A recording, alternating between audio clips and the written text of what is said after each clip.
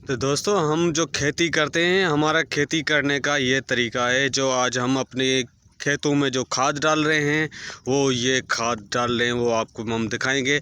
तो इसमें कौन सी खाद डालते हैं। तो हमने जो गंदम लगाई है वो बिल्कुल लेट लगाई है।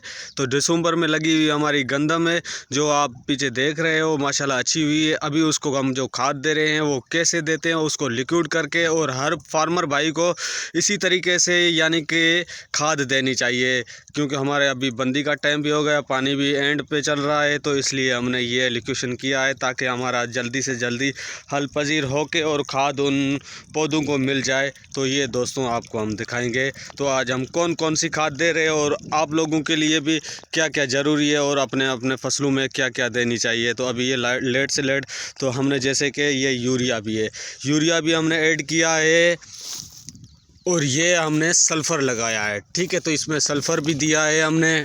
ठीक है, ये है सल्फ़र, तो सल्फ़र भी हमने दिया है। ठीक है, और 2-2 kg पर एकड़ के हिसाब से। और ये अपना फास्फेट है, जो हमने फास्फेट का भी एक मिक्सचर बना के फास्फेट भी दिया है। ये है ऑर्गेनो पावर। ठीक है, तो ये भी उस ड्रम में हमने ऐड किया है। ये यूरिया, जो हम यूरिया के नाम से, ठीक है, ये खाद बहुत पॉपुलर खाद है। तो ये हमने इसमें मिक्स किया है अपने एक ड्रम में हमने मिक्सचर बना के, और वो दे रहे हैं अपने खेतों में ना। तो जैसे कि ये पानी में लिक्विड होके जा रहा है। ठीक है, तो इसी तरीके से तो ये पानी में लिक्विड होके हर पौधे को एक बराबर मिलता है। ठीक है, इसे छटने से बेहतर है ये तरीका, अगर हर बंदा अपनाए तो उसको ज़्यादा से ज़्यादा फ़ायदा होगा। तो ये हमारी लेट गंदम लगी हुई है, जो आपको दिख रही है, और अच्छे से अच्छी हो जाएगी। तो हम अभी बात करेंगे थोड़ी सी सिंधी में, क्योंकि हमारे जो इधर के किसान भाई है वो है सिंधी लैंग्वेज में। ठीक है, तो अभी हम आपको अपनी सिंधी लैंग्वेज। तो काका ही केड़े महीने में तव्हां ही कणक पंहिंजी पोखी है?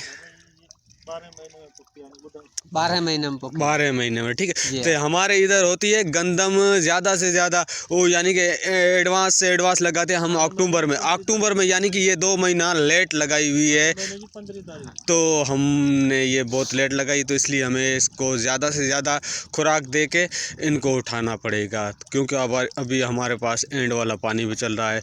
तो ये ज़मीन तो अच्छी हो जाएगी, और अच्छे से अच्छी खाद हो जाएगी। और पीछे हमारे और भी क्रॉप आपको दिखाऊंगा, तो बेहतरीन से बेहतरीन क्रॉप है जो लगे हुए।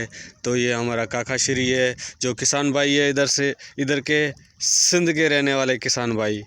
और ये हमारा मुजेरी वडेरा दीन मोहम्मद हकड़ा साहब।